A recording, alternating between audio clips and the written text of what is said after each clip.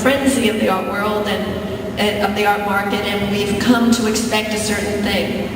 But bear in mind, and I'm trying to give you all a good pep talk here, that was the role of the fair. And maybe, I don't know what's going to happen, but just bear in mind, it's about relationship building, making people aware. And I wanted to know, for instance, what are your expectations for NADA? You've been here since the beginning of Art Basel time, and have definitely benefited from this frenzy. What are you anticipating for this this year? In what way? Well, what are your expectations for the fair? What are the galleries expecting?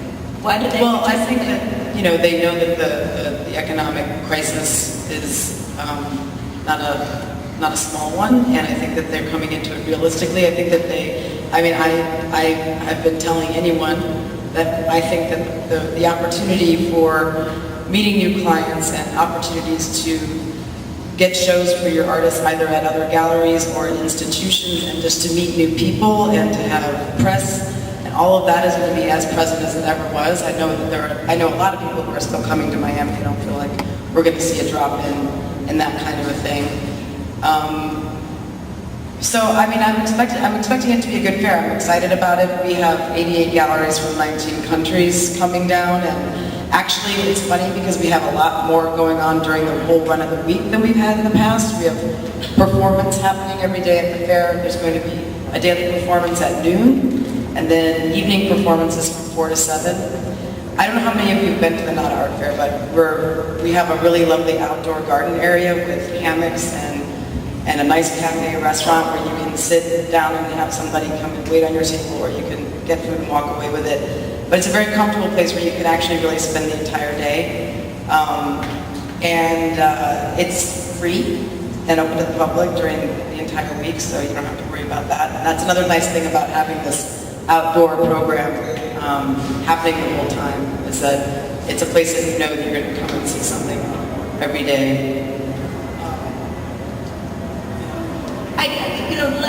I'm interested in how do you select the galleries that come. Last year, I was very interested in NADA. One of the things I do when I go to fairs is I try to understand the kind of direction that things are going. And I thought it was very interesting that a lot of the galleries that participated in NADA had this kind of, were heavily in sculpture and more of an assemblage type sculpture. Perhaps it was because of the relationship to the new museum, which had just opened their museum with a show of that type of work, and they were expecting a lot of the new museum board and supporters, so therefore they bought that kind of work. I don't know. We select the galleries the same way most fairs do. We have a committee. The other thing about NADA is that we're actually a nonprofit member organization. We're not an art fair company. So we have about 100 to 120 members that are made up of either gallery owners, young gallery owners, or young art professionals. So those could be directors of major galleries, like people at the main fair, at the Art Basel show, or independent curators, or even art consultants are some of our members. So the art fair itself is actually just one event that we do throughout the year. It's our biggest event, and it's the thing that we're the most known for because it's such a it gets so much press. But we do other smaller events throughout the year. And so our committee is actually made up of our board and our advisory committee for the organization itself. And I think that might make it a little bit different in how they look at the galleries who are applying and how they make their selections, because they're not just strictly an art fair committee.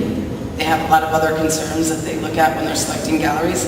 I actually think that I noticed that, what you're saying about the sculptural work at the fair last year, and I felt like it was just this strange symbiotic thing that happened where the new museum kind of hit it on the head with that show, and sort of pointing out that this was a lot of work that's being made like this right now. And I don't think that it was a planned thing. It just kind of showed up. Everybody just came up with it. What is the criteria for the galleries that are selected? Well, we try to look for strong proposals, proposals that are well thought out. We also look for galleries who are not just new in the sense of they're young, but so you don't have to just be young. You could have Jack Hanley's doing our fair this year. He's had a gallery for 30 years or something like that. But his program is very young, and he's a very young-minded person. So it's we kind of like having that kind of energy at the fair.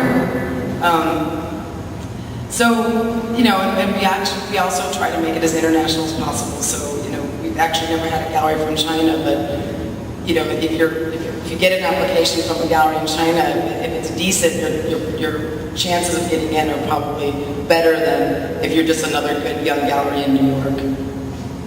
Do you have a list of the galleries and their websites on your website?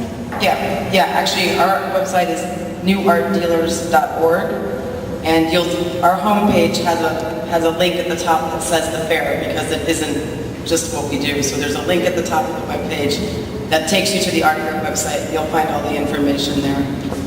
And one of the ways of dealing with the different galleries are coming, and maybe you don't know the galleries, is go to these websites, look at the list of galleries, go to the galleries' websites and see what artists they represent. And this way you can start marking on your list if you're methodical. I've never been that methodical, I have to say. But if you are a methodical person and you want to make sure you hit the galleries you want, go to these websites, then go to the individual galleries' websites, see what kind of artists they represent, and this way you can figure out for yourself, is this a gallery you want to make sure you stop into? You can even contact those galleries in advance and say, you know what, I like this artist, can you show me some more images, and what are you bringing with you? And what is the price range of these works? That's another way of doing it, of doing your research, so that because you're going to get to these fairs, and a lot of the work is completely new, the names are new, the galleries you haven't heard of before, but if you've done your research, you will already have an idea of how established that gallery is, whether their artists get shows in major museums around the world, whether you sort of click with the position that gallery has. And I do know people that are that methodical. So it is a way of helping you navigate what fairs you want to go to, and when you get to those fairs, which galleries you definitely want to see, and see if you can build a relationship in advance.